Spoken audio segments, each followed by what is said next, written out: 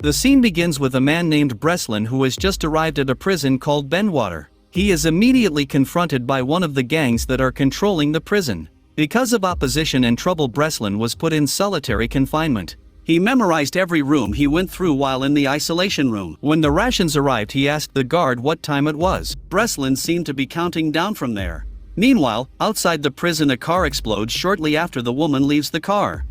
This of course surprised the guards, not to mention the prisoners who started to revolt. When the situation began to turn chaotic, Breslin was no longer in his cell. The guards took action by closing all the doors of the prison. Apparently Breslin tried to escape by disguised as a member of the fire department. He was immediately picked up by his friend, who was then dropped off at a roadside fast food joint. When Breslin was about to call someone, suddenly the police came and started surrounding him. The police caught him and took him back to the prison.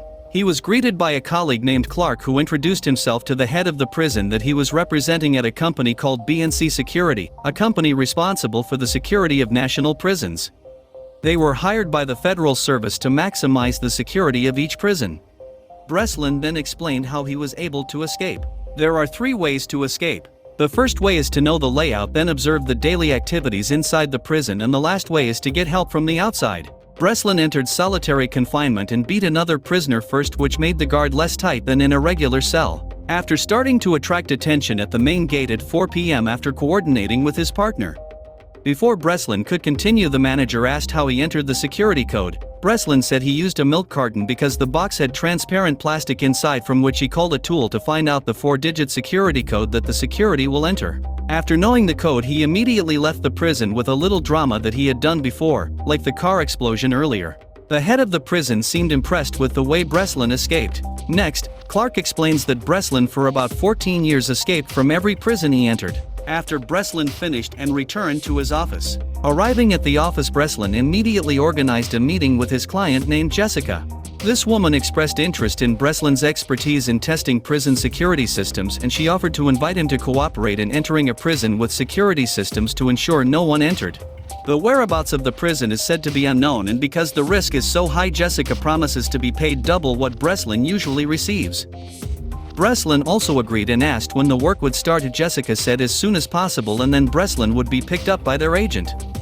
To disguise himself as a prisoner, Breslin will disguise himself as Anthony Portos, who is from Madrid. Preparatory work began, after which Breslin was implanted with a chip to determine his movements. He immediately left, and by the side of the road a man approached and electrocuted him. Breslin was put on the car. They also removed the motion sensor chip that had been implanted earlier. Breslin found himself in a prison he had never seen before. Breslin, as usual, began to examine the layout of the prison. After Breslin was brought into the interrogation room, he met Hobbs, the prison's head and architect. Hobbs said that this prison is an international prison. The prisoners also come from many different countries and are certainly serious criminals. Breslin asked for an exit code that the warden should have known, but Hobbs said that there were no such codes or escape codes in the prison. Breslin was brought back to his cell when it coincided with the time when all the convicts were gathered in Block A where Breslin was staying. Breslin is immediately served by a prisoner being brutally tortured by guards. Then Breslin is approached by a man who tells him to mingle and find some friends. After a while, several men approached and laughed at him like fresh meat. Breslin didn't want to be taken lightly and immediately hit them first. Then a man came to demand an end to the fight. The man's name was Emil Rotmeyer. At first Breslin did not believe the person he had just met, but it seemed that Rotmeyer knew who Breslin was. Day by day, the friendship between Breslin and Rotmeyer grew closer. While Breslin continued to pay attention to the layout of the prison, Rotmeyer strangely asked Breslin why he kept looking at every corner of the room. Breslin replied that he wanted to enter the isolation room. So they plotted a plan. They deliberately fought to attract the attention of the guards, so they were put in an isolation room. Sure enough, the guards finally arrived and took them both to the isolation ward. Unlike the prison isolation room he entered before, the isolation room Breslin entered this time was extremely uncomfortable for him, where there was a lot of spotlight and of course hot, and shines directly at the detainees without any barrier. After Breslin was released from the isolation room, Rotmeyer approached him again and asked him what he had found. Breslin only said that he needed a piece of metal. If Rotmeyer got the metal, he could give it. Both out of prison, Rotmeyer agreed, and he immediately asked the guard to take him to Hobbs, who after meeting Hobbs asked him to speak. But apparently, again, it was a hoax. Rotmeyer purposely said nothing, and then he was immediately tortured by stuffing a running water pipe and putting it in his mouth. Luckily, Hobbs didn't kill him and took Rotmeyer back to his cell, after which Rotmeyer went back to Breslin and talked about a lot of things, including asking what Breslin's real occupation was. Breslin said he was an escapee, but this time he was hired not to break out but to silence and kill slowly. Breslin eventually invited Rotmeyer to plan his escape, which is why Breslin always paid attention to the layout of the prison, because he wanted to know where he would go if he escaped later. Breslin also explained that he had to return to the isolation ward to examine the secret room below, as he intended to focus the light on the pegs attached to his clothes so it can make the latch rusty and easy to open. They began to act. Rotmeyer approached a Muslim prisoner named Javed. At first there was a fight between them due to a misunderstanding. They fought and fought, so in the end all three were put in an isolation room. Rotmeyer entertains the camera, chatting non-stop as Breslin twists the sweat-soaked shutters. After Breslin managed to remove all the bolts he installed, he opened the lid and immediately saw a long ladder extending downwards. Breslin ran all the way down the ladder, but to his surprise he realized where he was, on a ship in the middle of the ocean and also in the middle of nowhere. Meanwhile, Hobbs goes to Rotmeyer because he chatters constantly. Breslin also turns inside, but unfortunately he pushes the leaky pipe, causing a spray of water that causes him to be thrown down again. This brought the water to the surface. The guards immediately protected the three of them, and fortunately Breslin returned to the isolation room. A curious Rotmeyer immediately asked Breslin what was the matter, but Breslin was content to keep quiet. On the other hand, Breslin's colleagues began to worry about his condition, asking Clark for information on what Breslin was actually doing. Clark said Breslin was doing a pretty hard job commensurate with the high salary. Then Clark called Hobbs to ask him to separate Breslin and Rotmeyer. Hobbs immediately ordered his men to wake Breslin and torture Breslin. The guards beat Breslin relentlessly, which made him very angry with the people who had kept him in this prison. The next day, Breslin and Rotmeyer continued their routine while analyzing the situation. After feeling confident in their efforts, they have now implemented the final protocol, asking for assistance. Rotmeyer convinced Breslin not to care because he had connections in and out of prison, so things were sorted out. Hush, one of Breslin's associates, now knows his whereabouts. Hush manages to track down a prison run by former soldiers. The prison still doesn't have a federal license, so you could say it's illegal. Meanwhile, Breslin began his plan by first going to the prison doctor to treat his injuries. Breslin asked the doctor for help. Besides, he also said that what the doctor did was wrong. Breslin advised him to quit his job immediately and find another, more noble job. When Breslin was about to be injected, he deliberately fell down and picked up a piece of paper. And after stitching the wound, Breslin went to Rotmeyer, where they were discussing their escape plan. Breslin needed a pair of glasses to create the hexadecimal radii by which he could know half of their positions.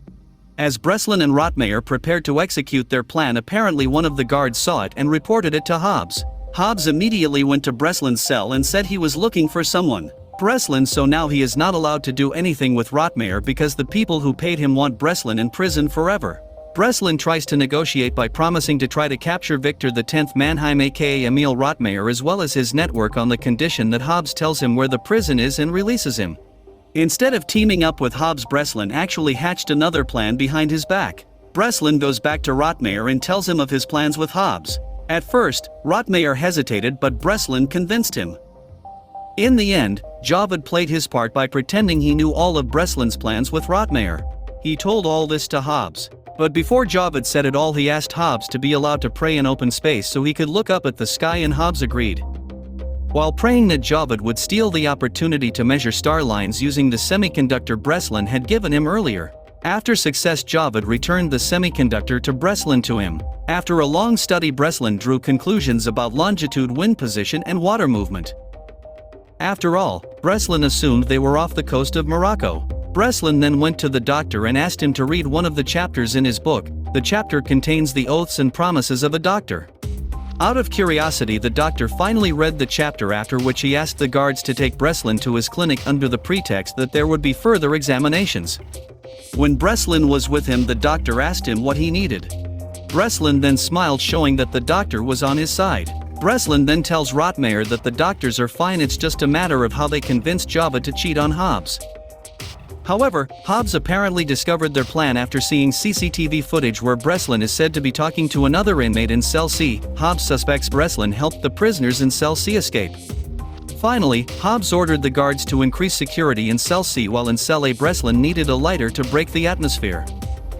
Then Javed played his role to challenge one of the big criminals. After Javed caused an uproar, other criminals got into a fight and chaos was inevitable. The guards then fired smoke bombs to quell the chaos, but the chaos escalated. It was at this critical moment that Breslin, Rotmeyer and Javed tried to escape, but unfortunately one of the guards saw their movements through CCTV. Hobbs then orders all the guards to chase them away. Gunshots are heard, and in response, as Breslin and his friends have no capital, they fight the guards with their bare hands. They managed to get some guns after defeating some guards, but just as they were about to escape a step, Javed was shot and had to stop them. Rotmeyer tries to convince Javed that they will escape, but Javed realizes the bullet wound is too severe, so he orders Rotmeyer and the others to leave. With a gun, Javed then challenged the guards and shot them. Unfortunately, he had to die because he was hit by countless shots of the guards. Breslin and Rotmeyer decided to go their separate ways. Breslin told Rotmeyer to wait outside in the prepared helicopter. After boarding, Hobbs and the rest of the guards continued to attack Rotmeyer while Breslin entered the ship's security control room and cut off all power. Hobbs continues to chase them while Breslin tries to get out of the ship. After seeing Breslin under the sea, the helicopter lowered the ropes for him to climb up. Breslin then runs up the stairs, but Hobbs continues to shoot him. Breslin then receives a gun from Rotmeyer from the helicopter, which he immediately shoots at the steel tank with Hobbs still there. For the final blow, Breslin says, boom, and an explosion occurs with Hobbs inside. They manage to escape and the last prison boat explodes. After landing, the Rotmeyer van arrived. Breslin was surprised when a woman stepped out of the car who turned out to be Jessica, the CIA agent who had served him. It turns out that during that time Jessica was Rotmeyer's daughter and confidant. Jessica then explains that her father has a special code, Rotmeyer, which means maximum security prison. It also means that Jessica hired Breslin to get her father out of jail. Rotmeyer then thanked Breslin and offered to hitchhike, but he refused. After Breslin returned to his office, he received word that Clark had been invited to be the CEO of a project called The Tomb. That's why he let Breslin go to jail, but they apparently got their revenge on Breslin by kidnapping Clark and putting him in a prison in the middle of nowhere at the end of the movie. Thanks for watching.